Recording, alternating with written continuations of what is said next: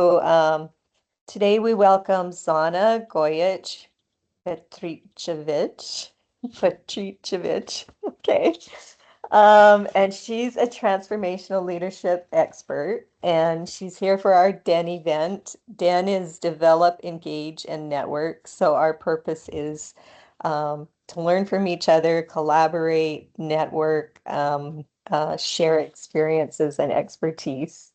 So Zana works with senior leaders and leadership teams around the world, and she helps them navigate uncertainty and lead with greater courage and clarity. She has 2 decades of experience in corporate and entrepreneurial settings, and she brings a combination of real-world insight with practical application. Her work focuses on helping leaders move beyond safe decisions into bold, intentional action to drive meaningful impact. And she's known for creating spaces that are both supportive and challenging, where leaders can think differently, have honest conversations, and take decisive steps forward. That sounds a little bit about what we try to do with our students in the university is um, challenge them, but also give them support to help them learn Yeah. and open up and think differently. Zana is the founder of Bold Leadership Culture and the best-selling author of Bold, Reinvented, and Leading on the Edge. And her work spans industries like biotech, banking, pharmaceuticals, and technology. And today she's going to challenge us to rethink how to lead in complex environments and explore what it really means to lead on the edge. So we are very excited, even though it's a small group, it's going to be great. So Zana, please go ahead. Thank you. Thank you very much, Maureen. Okay, wonderful. So the topic is leading on the edge. And now you just reminded me when you spoke about your students and when you mentioned how I work with different industries and among all the big tech and engineering industries. And I very much love this topic of leading on the edge in today's world, because we may think that organizations are full of bold people who come up with very creative ideas, but we're all human. And no matter where we work, in which kind of industries and which roles we occupy, we all have that kind of fear and concern. Should I be bold or not? Almost like, is it safe to be bold? As if this wasn't a paradox in itself. And is my bold idea really bold, or is it just crazy? Right. So that's something that I think we can all relate to, because we've all been flirting with some of the ideas in our own heads. One moment thinking, oh, this is really bold, I really want to do this. And another moment thinking, oh, is this completely crazy? And will people understand me, or will I be just rejected by bringing this forward? So I am going to share a little bit of a presentation, but just to kind of accompany me in the story that I'm going to tell you. And Maureen and I just checked that before. And I think that you should see it well, even though it's not in the presentation mode. It's not in the presentation mode because when it is, I cannot see your faces and then I cannot connect with you in this conversation. That's why I don't want it there. So, how bold leaders create extraordinary impact by leading on the edge. And you might be surprised or not that the first slide I'm going to show you is me when I was around 5 or 6 years old in the kind of backyard of my family house. But the reason why I'm sharing this photo is because I remember still today one message that my mother used to tell me. She used to kind of hold me by the shoulders and just say, oh, Zana, whatever you do, just be clever. And as a little girl, you have obviously your own ways to understand the messages that you're being given by your environment.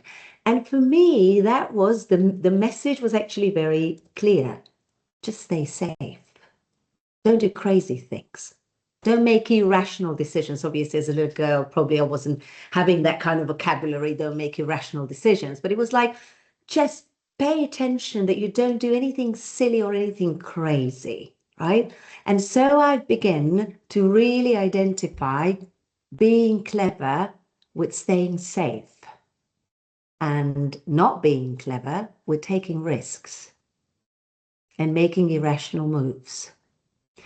And you can imagine, while you may think that that's really innocent when you are 5 or 6 year old, even not innocent, but that really protects you, if you think about going further in your life, oh, that limits you so much.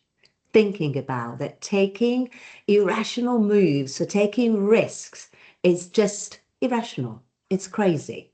And you're not being clever.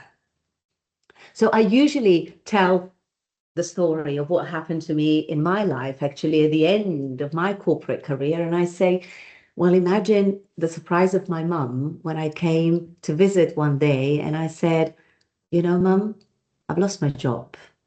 And she stopped because I was always an A student, right? And always very successful. So she stopped and said, okay.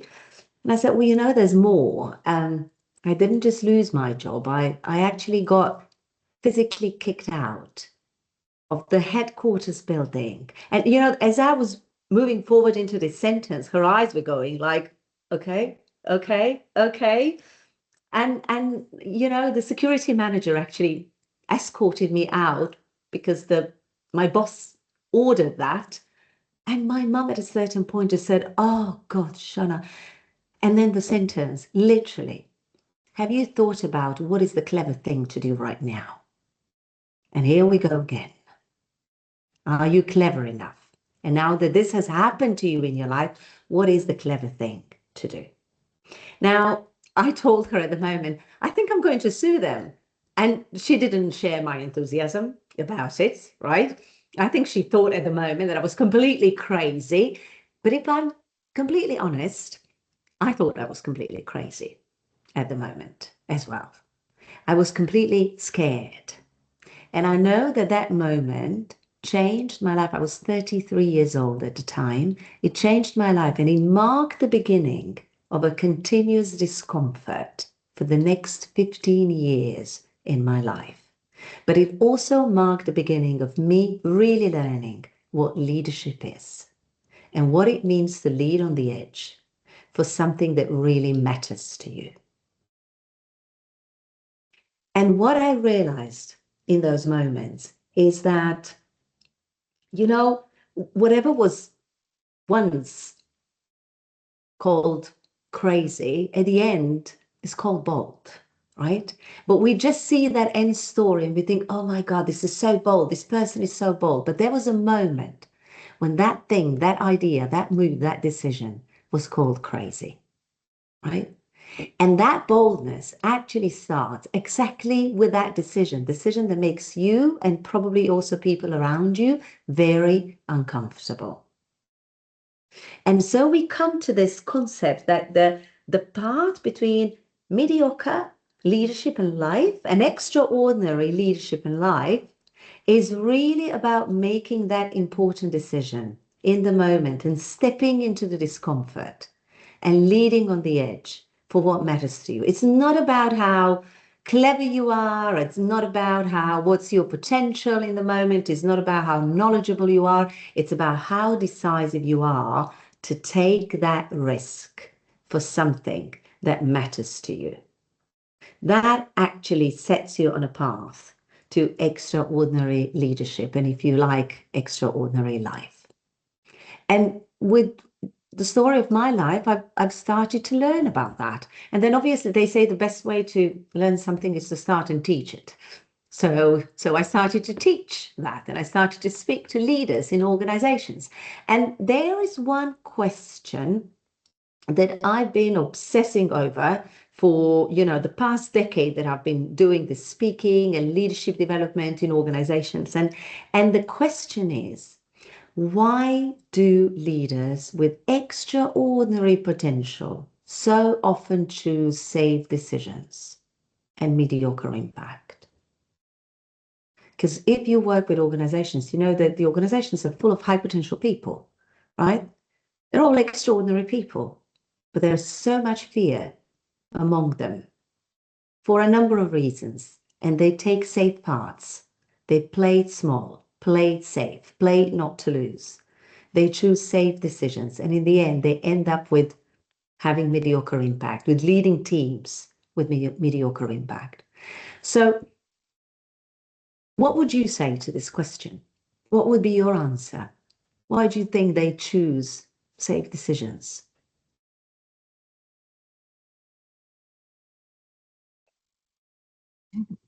I can You start. go, Maureen. Okay. I'm just thinking off the top of my head, but maybe just their early life experiences, similar to yours, where we're taught or conditioned or socialized to um, be careful and play things Yeah, safe and um, think about how decisions might impact other people and fear could be part of it. yeah, So yeah, yeah.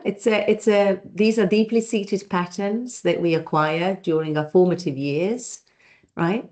And if we never engage in that leadership development, eventually that help us deepen our self-awareness.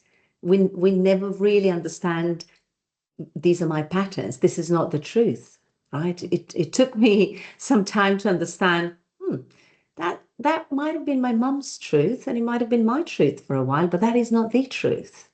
These are just the patterns. And if I manage to restructure these patterns, um, I could make different decisions, right? So you can, if you reflect back to my story, yes, you can say, oh, that thing happened to you. Oh, or you can say, oh, what a gift, because it actually helped me restructure myself overnight. Once you understand that everything that we are conditioned by and all those safe decisions we make so that we would have this sense of safety and security coming from the external world, when that disappears overnight, it's a wonderful gift to start understanding, who am I? How do I operate? And is there a better way to operate? Right? In the middle of the chaos and life complexity, in fact. So if I give a kind of a simple answer and very much like what you've just said, Maureen, it's simply that these leaders are waiting. They're waiting until it feels safe to be bold, right? Not now, not this year, not within this team. When the culture changes, when the boss changes, when whatever, when I pay off my mortgage, when you whatever, we always have very good reasons to wait until it feels safe to take that bold step. But it works in a different way. There's no safe way to take bold steps, right? And so my kind of key message there is that bold leadership begins where comfort ends, and so does extraordinary impact. So there's no way that we can stay in whatever makes us feel comfortable, away from the edge, and exercise boldness. It doesn't work that way. We have to feel in a moment that we are risking something we never thought we would have to, but we're doing that for the sake of something that really matters to us. And that is the moment when we experience boldness. And so when I offer this concept, and obviously it's part of my second book, Leading on the Edge, I speak about that there's an edge we live on. So essentially there's a context in which we operate, which also doesn't make it easy for us to be bold, right? There's an edge we feel in. So there's our inner world, right? Our operating system, all those patterns, all the stories they have one task, trying to make us feel safe, right? And keep us away from the risk. So how do we exercise boldness in that kind of inner world, and what is it that we have to change? And then there's an edge that we can lead on if we are daring enough. And in my book, I show a little structure through which we can exercise that boldness, but I also offer stories, some real stories from people who have done extraordinary things, things that at the beginning you must have gone crazy. Like, really? Are you completely out of your mind? And then you realize, oh, wow, they've just created a legacy. They've just created something, a project, something that impacted so many lives. They've just created a real change out there because they refuse to be stopped by an inner voice saying you are totally insane and by an external environment that was trying to whatever mock them or reject them or not take them seriously or you name it what could be, right? So if we start just with this edge we live on, right? Very simple things, and I'm sure that we whenever we teach leadership, we speak about that because leadership happens in a context. We cannot speak about leadership without speaking about the context, right?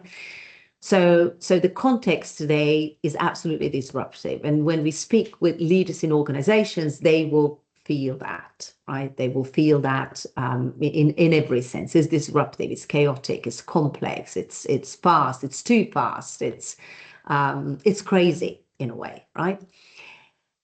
Besides being disruptive, it's also very demanding. I love to ask the audience, the organizational audience, can you tell me when it was the last year when somebody said, well, your targets are going down for the next year? No one ever says that, right? We expect less from you for the next year, right? You always hear throughout the year, oh, we're not hitting our targets. And at the end of the year, of course, the targets are increasing. We're going up, right? The expectation is increasing. The bar is always going up. It's never going down, right? So what do you do in such a disruptive world, in such demanding organizations and a lot of expectations in front of you? How can you be decisive?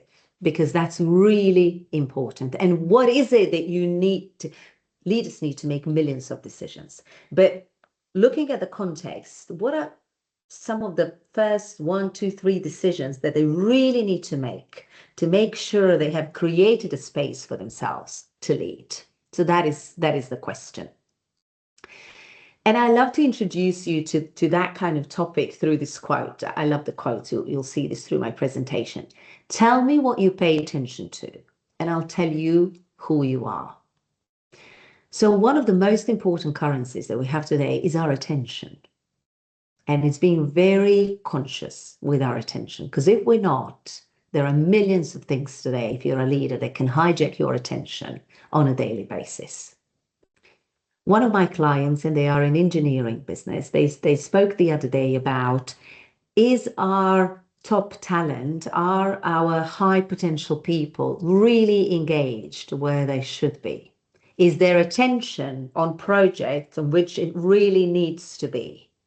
Or are we wasting that talent by just having them focusing on so many things where they shouldn't be, right? And are they themselves able to lead themselves in a way that they're very conscious and clear about what gets my attention on a daily basis? Because in organizations today, you'll have everything, all resources available, except for one: time. That is the scarce resource. Even the budget is not a problem. If the project is good, somebody will fight for it. You'll even get the budget. You'll have everything available. But time is a very scarce resource. So a key question today for leaders is, what am I paying attention to? And you know how there are those questions that they say that you can silence a room of executives when you ask that question. And one of the questions comes from one of the great books by Robert Greenleaf, The Servant Leadership, right? And it's a very simple question, as he says, is one of the simplest questions to ask, but the hardest one to answer. And it's, what are you trying to do? So I love to ask leaders in organizations, why are you really here? Why in this organization? Why in this role? Why here? What are you trying to do? That's the question, I believe, that gets you back on track. What am I really paying attention to? And is what I'm paying attention to aligned with what I'm really trying to do in this organization, in this role? Am I being really conscious about that? Do you have any reaction to these questions? What are you trying to do and why are you really here? What comes up for you when you look at these questions?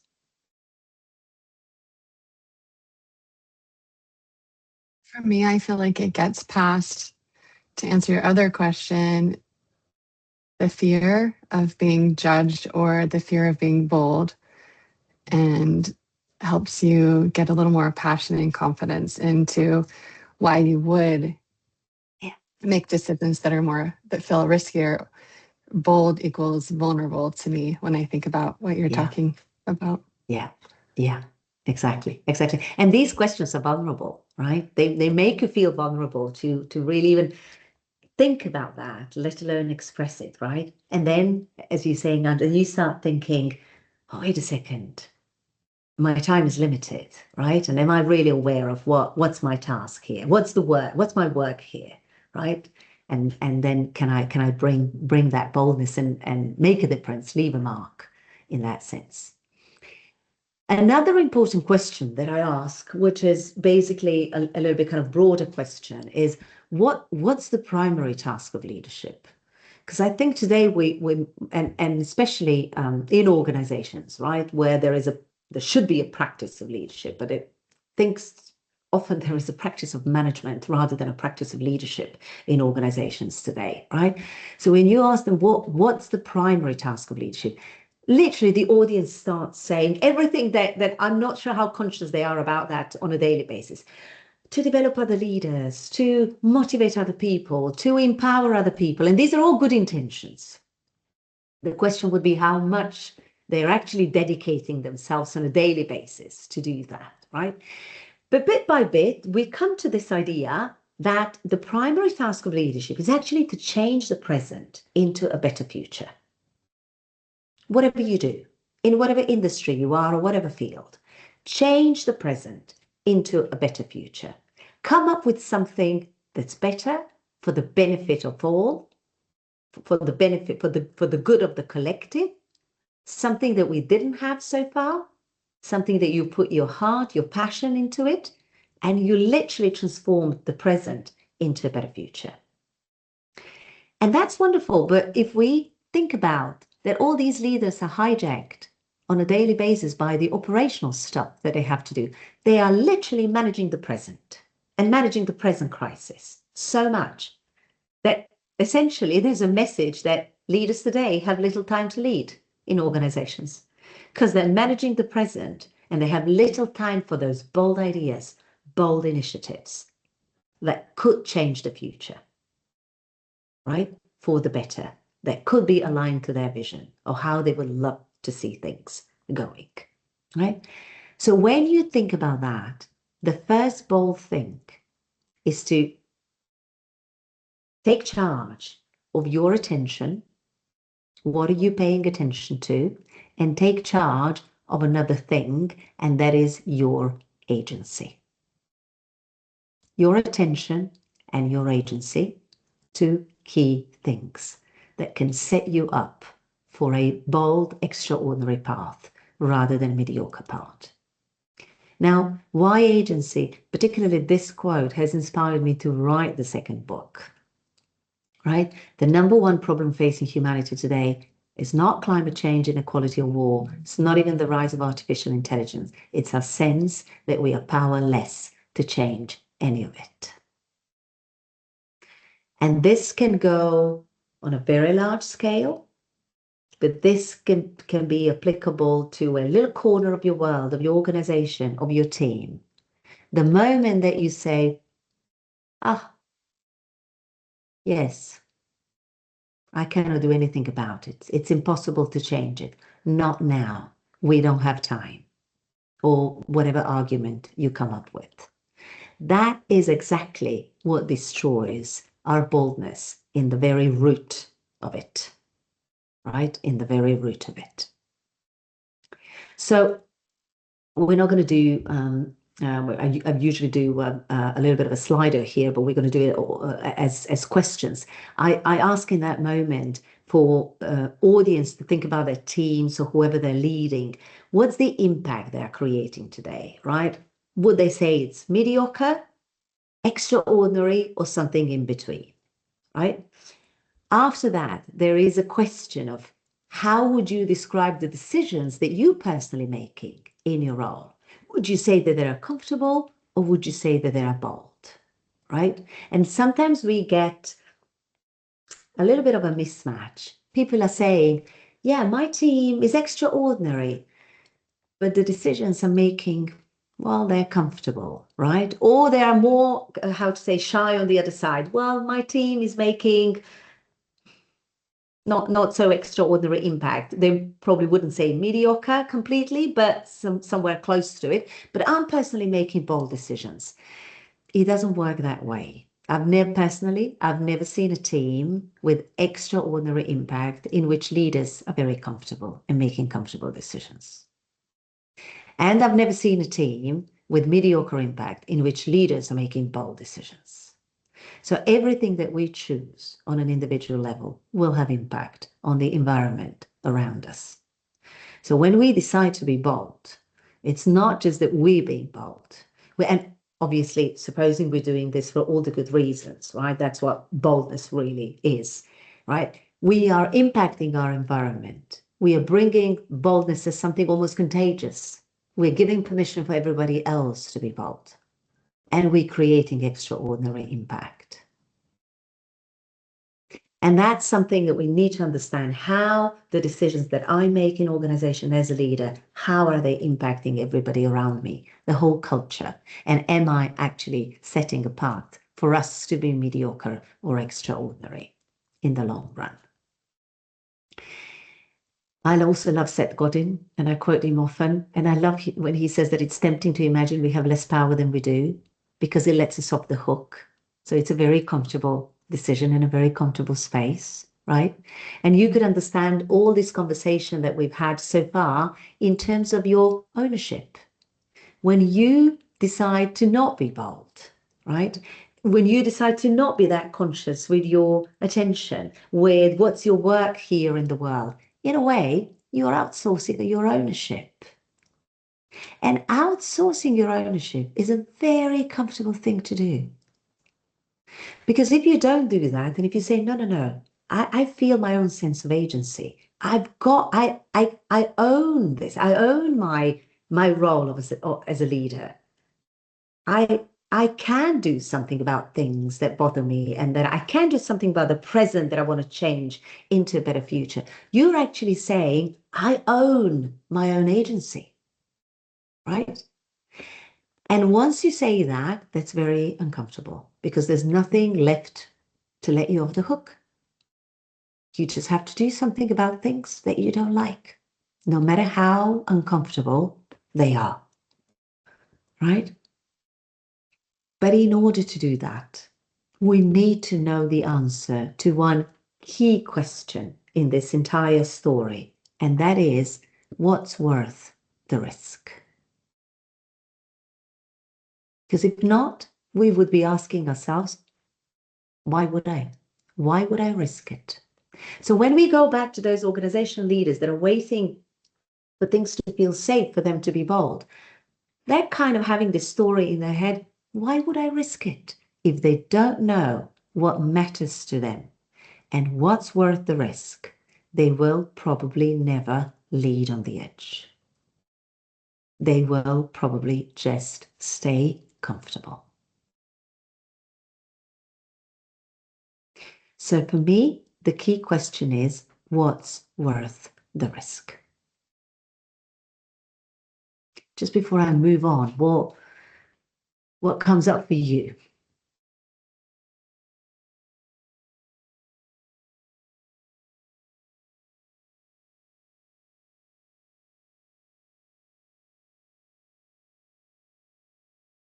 Does it resonate? Do you have any comments? Yeah, Maureen. I think I'm just processing everything. I mean, you're giving us a lot to think about. So I don't know if I have any big takeaways at the moment, but I'm just thinking through past experiences and current experiences about leading different teams and how you presented the idea of, how would you evaluate your team as Mhm. mediocre or as extraordinary, and then how that connects to our own leadership. One thought that did come to me is sometimes we might be in a middle level manager or leadership position, and we are impacted by the person we report to. To- And that may have some impact on how bold we can lead within our own scope. So that was one thought that came to me as I listened. Yeah, yeah, yeah, yeah. What I hear you, what I hear is how can I be bold in a context, depending what the context is, right? Right. And do I feel that that context limits my boldness? I literally had a conversation with a leader today that actually said we should pick the battles that we can win. And I offered to rephrase that into what about saying we should pick the battles that make the biggest impact? Because these battles are worth fighting for, even when it's hard. Because if we focus on picking the battles that we can win, we're kind of focusing on almost like it's going to be easy to be bold here because we will be able to win this, right? It doesn't make sense, as you mentioned here, Maureen, it doesn't make sense to pick battles that it's hard to win them, but they're also not giving us any impact, right? Why would it's not a very sustainable way to use your own energy. Why would we do that, right? But sometimes just looking at, even if it's risky, even if it's hard, even if it's impossible, can I still try it? Because knowing what's worth the risk, I may still try it and see whether I can change some of the things. And if I cannot, then usually there's also a way that sometimes we coach people out of the organization simply because they realize, no, I cannot bring my full potential here, right? Or I'm kind of squeezed in some of the layers within the organization and cannot really be authentically me in this space. Angela, I, did you want to say something? Maureen was going to say something, maybe. oh, you go ahead, Angela. I was just thinking about, I don't know if this is appropriate, but going back to your first story about leaving your, being Yeah, ushered out of your workspace. And maybe you didn't know that was a risky thing if it was something that you said or did. I'm kind of remembering back from when we talked before, like you had a stance, people didn't agree with that, and you still stood up for that. And you walked into a place where it felt risky because suddenly you don't have a yeah, job anymore. yeah, So then there's this decision to make of being bold and moving forward and taking yeah, that initiative elsewhere. But, yeah. and there's growth and discomfort in that. So how do you know when it's worth that risk? And how can you take people Mhm. with you there? Because you've Yeah, obviously done that. You can see the other side now of the work you've yeah. done. Yeah, yeah. So you've just made me realize something and connect actually with a model that I'm going to present later on. If you ask me in full honesty, in that moment, if I imagined that I was thinking about the risk, maybe I would not have been that bold. But my focus was elsewhere. I was not thinking about the risk. I was thinking about what's worth the risk. In other ways, I wasn't thinking about the problem. I was thinking about the vision, how I want things to be, what I feel is the right way to be, right? And focusing on that, for me, it was worth making that bold decision and going forward. And obviously, it was a real risk, but in a way, was it? I really love how my work life looks right now, and even my private life, I'm not sure I could say the same for those years back. So when I say that this was a gift, it really was. Did I understand it as a gift in the moment? Absolutely not, of course. But did I realize throughout time, with a lot of learning and disrupting myself and restructuring myself, did I understand that it was actually a gift? Yes.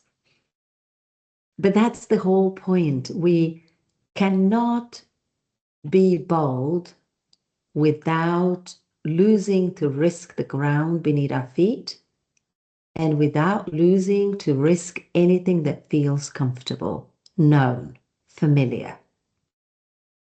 There is another quote throughout the presentation that says people think they need to know how something works and how they're going to do that before they actually do it. Imagine if that was the way world operated, there would be little genuine innovation, right? So in some of those very important moments, we don't know how it's going to work, but we know what matters to us. When we are focusing on what matters to us, then we are ready to take that risk. And if I just move a little bit forward, now speaking about this, I'm just going to move here because I want to show you the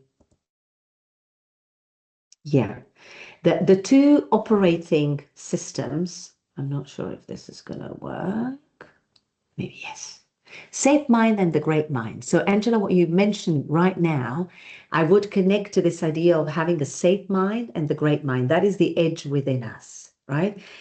What kind of mind? We need them both. We need both of these minds in a way. But it depends which one we put at the forefront in certain moments in our lives, right? By the way, this is a concept by Bob Anderson. He is the founder of the Leadership Circle and the creator of a wonderful model called Universal Model of Leadership, and Leadership Circle Profile is expression of that model in terms of being a 360 assessment. But essentially, he's speaking about who are you as a person and what is your inner operating system. If that is what I call a safe mind, that means I'm focusing. He says you're focusing on the problem. I rephrase that a little bit by saying I'm focusing on the risk. What am I losing here? What am I going to be without if I take that step, right? And just focusing on the risk, it makes me wait on the edge. Don't go, don't move, don't take that step, don't make that decision. Wait until it's safe, right? Because just thinking about the risk, it evokes my fear, right? A number of combinations of fear. Is it a fear of failure? Is it a fear of rejection? Is it a fear of being incompetent? Is it a fear of emotional discomfort? Is it, you name it, whatever fear, right? It evokes the fear.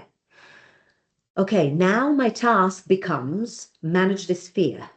I've already lost the thing that matters to me because I'm all in the risk and in the fear. Now I need to manage the fear. I need to re-establish the sense of equilibrium, of emotional comfort within me, right?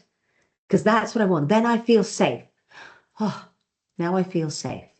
What was it that mattered to me? I don't even know. What mattered to me is to re-establish the sense of equilibrium, of comfort, because my focus is on the risk.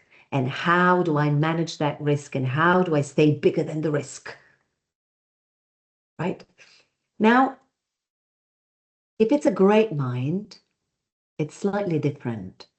I'm not focusing on the risk. I'm focusing on what's worth the risk. In other words, what's my vision? What matters to me? What do I prioritize so much more than my fears? This is not the absence of fear, right? This is not the absence of, oh, what am I going to do here?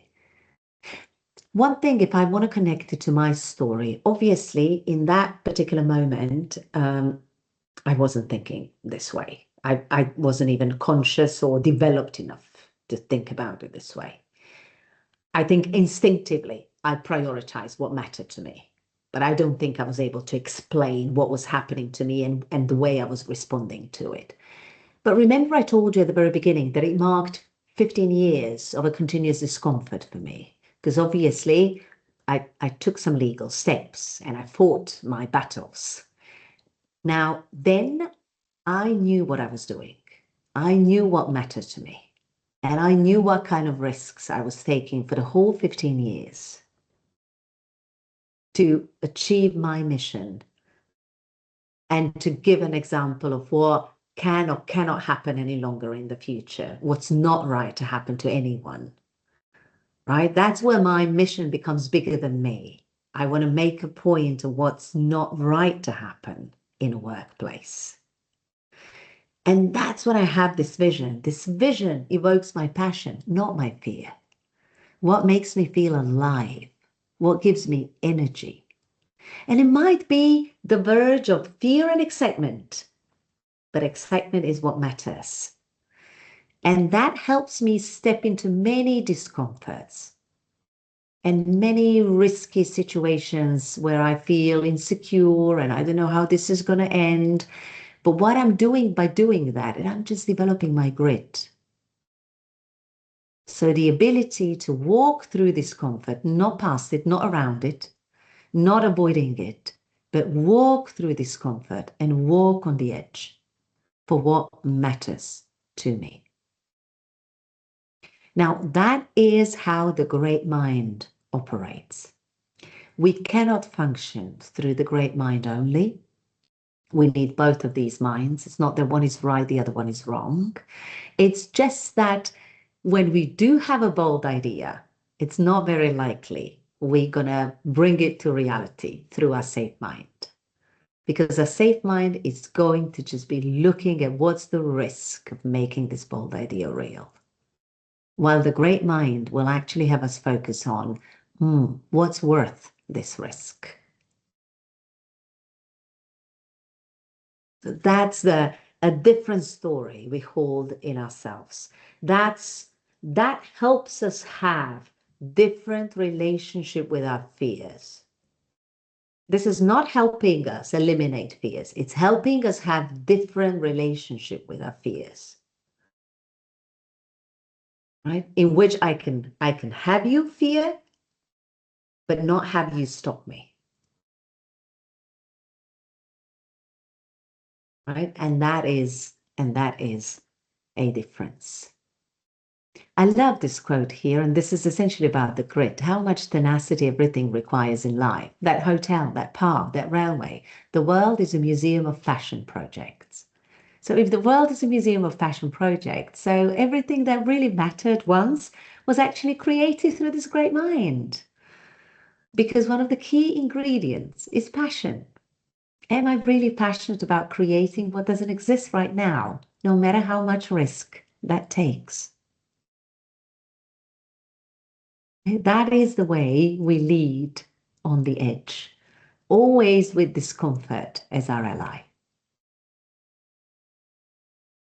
So I'm just noticing the time, so I'm going to move us forward just to one story that I keep being inspired, impressed, empowered by over and over again, which for me, and it's a central story in one part of my book, which for me is a great example of how something that's called bold today definitely was called crazy once in the past, and it took a leader who refused to think this is a crazy idea. Have you seen, I don't think you can actually see it any longer because I think from the end of March, it's been removed from Netflix. It's been there for about 2 years, I think.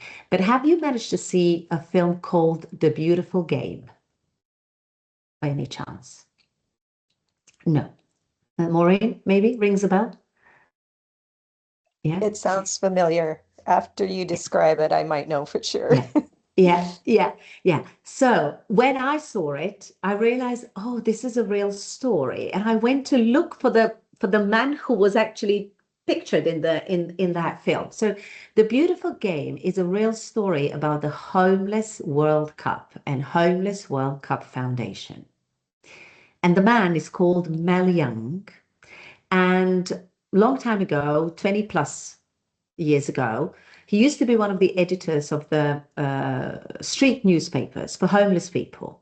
And one evening he sat with his business partner, a co-editor, and they were having a conversation. We're doing all of this for the homeless people because they were meeting once a year for a certain conference and, simply to talk about their work and to develop. And he said, but we never engage any of these homeless people. What do we do? And then the other guy said, shall we organize a conference? Well, a conference for homeless people? I don't think so. But what might be a universal language? Well, football. And then Mel came with a crazy idea. Imagine if we organize a World Cup and we put these homeless people in a kind of a national teams and they play against each other. Imagine what a crazy idea. If you think for a moment it's not a crazy idea, imagine what happened when he went to ask for sponsorships. Okay, presenting that idea. But there are facts. This is Mel Young, by the way. There are facts. This is what he said. I just don't believe that there should be any homelessness in the world. It's completely unnecessary. We should be able to solve that. So his big vision is the world. The goal, as he says, the goal is a world without homelessness.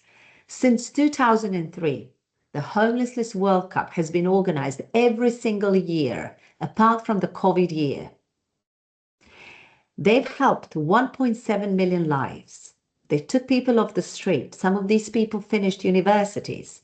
They started a whole new game, training homeless people to become referees. And that happened in the moment when they realized they don't have enough of referees who can volunteer. Last year, they were in Oslo, in Norway. Next year, they're going to Mexico City. They're cooperating with I don't know how many numbers of countries. They're creating a real social change. It started in a hotel bar over a beer, somebody putting forward a totally crazy idea, which is not crazy at all today. We look at that idea and we say, oh my God, how bold you were to push this forward. In my conversation with him, I had an interview with him and he told me, at moments when I thought I'm going to give up, and this is not sustainable, this is not working, and we will never be able to sort homelessness in the world, I had my team who said no. So I had somebody next to my side who said, no, we believe in this idea as much as you do, we're going to continue. And another important element here, which is part of my book, that says, so many times we think we need to fix the world with our bold ideas, but we don't, and we cannot. We just need to fix our world, our little corner of the world, whatever that is. Now, Mel Young will never cure homelessness in this entire planet. But if he managed with his team to change 1.7 million lives, can we really say that he didn't make it? And he continues to do it. And he's just one of the stories out there in how you actually lead on the edge and stay with discomfort for what really matters to you.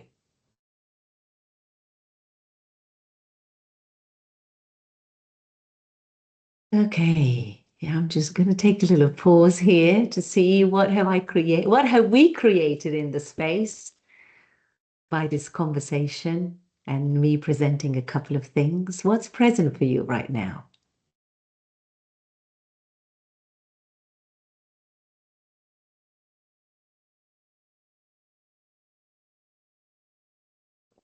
Maybe you can I've share taken a lot something. Oh, sorry, Angela, go ahead. No, go ahead. No, you're good. I was just gonna say that I think being bold can be hard, but it's all about your mindset. How you think can change how you act on things. And oftentimes when you think positively, you can make a big difference and change the world because of that little mindset switch. Yeah, yeah, yeah. Exactly. It's not an easy thing to do.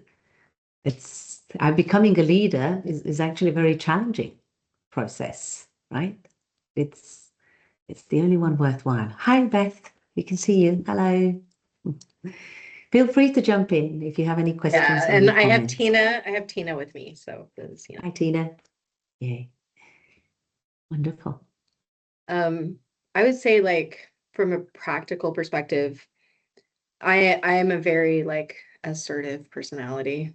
I don't know. None of you guys have had that experience, but there are definitely times where being bold or assertive, working in a primarily male environment in tech, Mhm. has been extraordinarily challenging. And I'm Mhm. curious about some like things that maybe you guys have done where you've overcome some of those barriers of being a female leader. So I'm a VP of product ops for a software company, and Mhm. literally in 200 people, like 24 are female.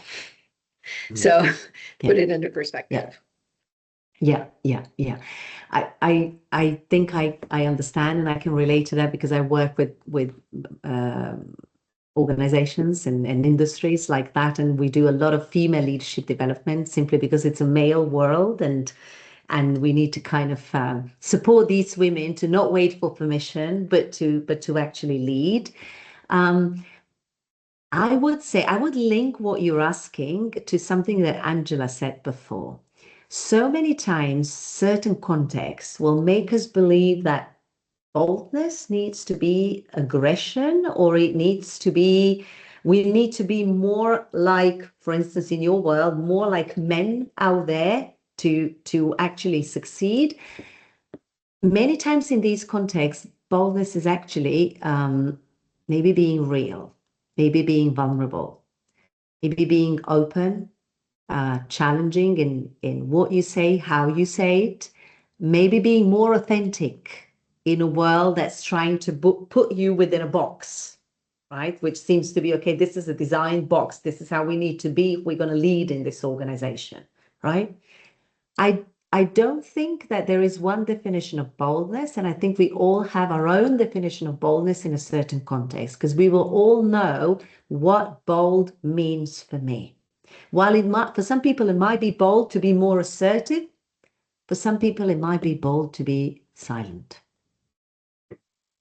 So I think feeling that in a context, what is inviting me here? What kind of boldness? What would mean growth for me? What would mean stepping out of my comfort zone to do something that I feel is right? I think we all need to,